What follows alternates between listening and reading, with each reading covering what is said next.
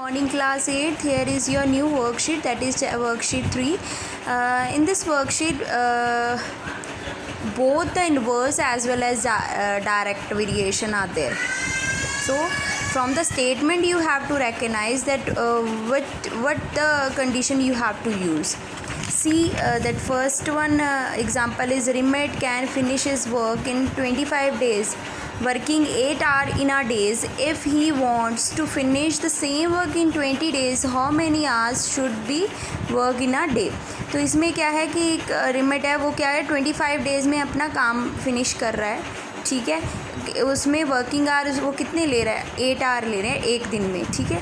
But अगर कहते हैं वही काम उसको 20 डेज़ के लिए दिया जाए तो हाउ मैनी, अगर तो स्टेटमेंट आपकी बर्डनलेस है, अपने आप पे इसको बना के देखना है।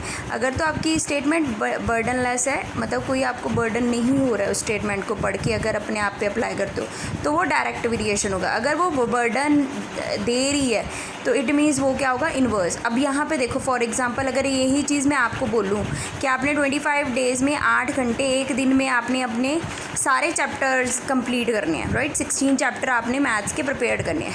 फिर मैं वही कहती हूँ कि वही 16 चैप्टर आप 20 डेज़ में करो और आज आपके ऊपर, अब आप ऑब्वियस है ना, आज अब हो सकता है आप पूरा दिन ही बैठे रहो, बर्डन बढ़ गया ना आप पे, तो इट मीन्स ये क्या है, इस पे हम इन्वर्स वेरिएशन यूज़ करेंगे। तो आपने वही लेना है, same table you have to use, same thing you have to use. Let the number of hours be x, number of days, number of hours 25 8 20 x, and variation ले लिया मैंने, and answer is a 10। This is your answer. See the next one question. Udit can complete his work in 10 days. What amount the work will be completed in 8 days?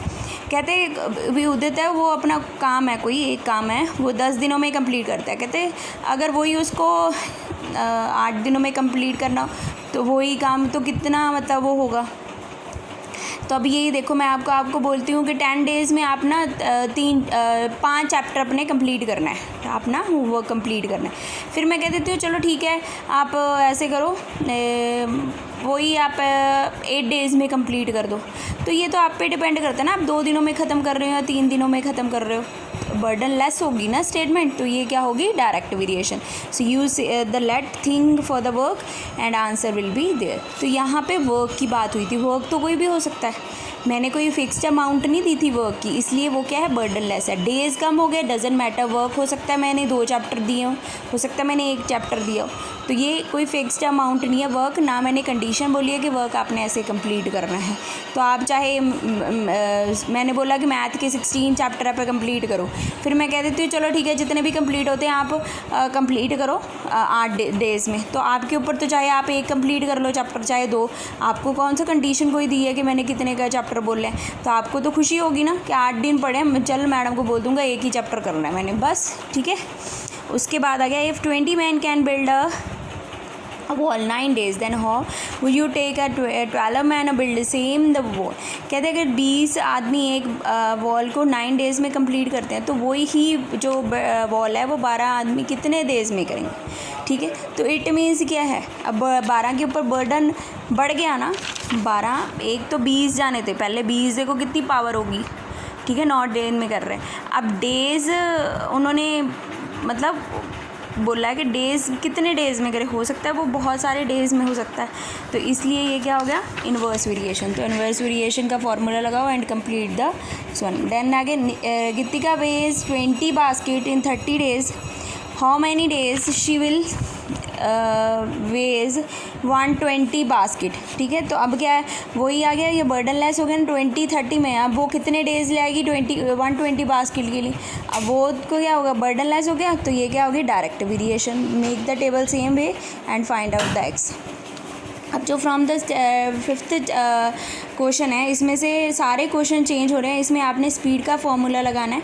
तो the way you have to attempt, I am just showing to you, a train 280 long in a running at a speed of 242 kilometre per hour, how much time it will take to pass a man standing on the platform. कहते हैं कि इसमें आपको distance दिया हुआ है, speed दी हुई है, ठीक है, तो आपने टाइम बताना है।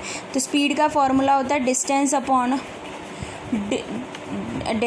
स्पीड का फॉर्मूला था डिस्टेंस अपॉन टाइम, तो आप टाइम फाइंड कर सकते हो डिस्टेंस अपॉन स्पीड, ठीक है। तो स्पीड आपको गिवन है, स्पीड को आप सॉल्व करना है मीटर पर सेकंड में, तो क्या हो जाएगा 1000 इंटू 60, तो आप वहाँ से मीटर पर सेकंड में चेंज आ गया। फिर टाइम का फॉर्मूला लगाओ, put the value and you can solve the second, and same as it is you have to solve the sixth question. In the seventh question, train 150 metre long in running at 72 kilometre per hour, it cross a bridge in 30 second, find the length of the bridge, ठीक है। तो इसमें क्या है, अब मैंने length of bridge कितनी ले ली x, as I told you कि टोटल लेंथ कितनी हो जाएगी 150 प्लस x। तो स्पीड आपको दिया, फिर से मैंने 1000 इंटू 60 करके उसको मीटर पर सेकंड में कन्वर्ट कर दिया। अब स्पीड देख लो, speed upon distance into time, सारा कुछ गिवन x फाइंड कर लो, तो ये आपकी क्या आ जाएगी, लेंथ आ जाएगी, ठीक है। So like this you have to solve all the question, complete it yourself. बाकी ये जो इसके आगे वाले क्वेश्चन है सेम ही है पैटर्न, अगर कोई प्रॉब्लम आती है तो you may ask me. Thank you, have a nice day.